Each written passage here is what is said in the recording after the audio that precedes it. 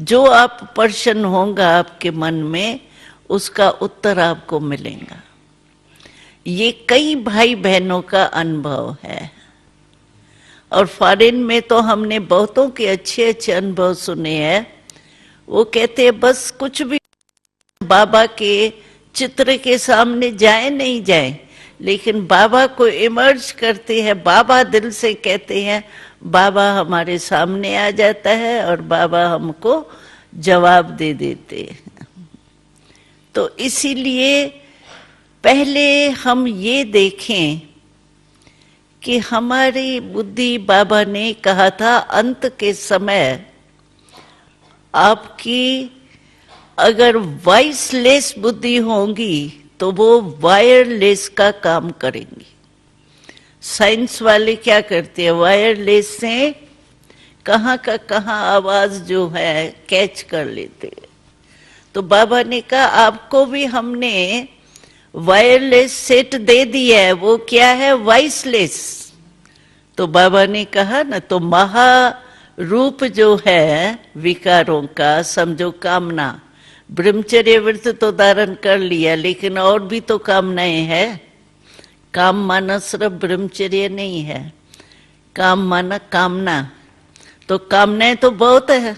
ये समझो कामना कोई भी प्रकार की, या ये कामना आती है मैं सेवा की, मैं पुरुषार्थ में इतनी अच्छी हूँ, अच्छा हूँ, लेकिन मेरे को पूछते ही नहीं है।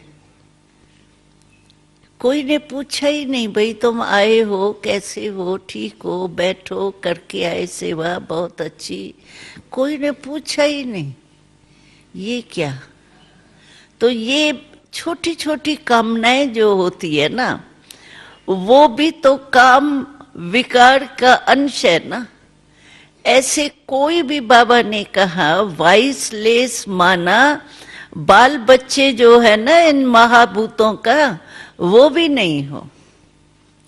इसको कहा जाता है वॉइसलेस बुद्धि।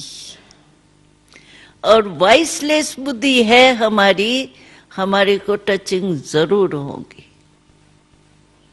अब हमने मिसाल देखी है, बीच में क्या हुआ था, हमारी बड़ी दादी और रमेश भाई अमेरिका में गए थे। तो अमेरिका से लास्ट प्लेन उन्हों का उड़ा और वहां आग लग गई कहाँ।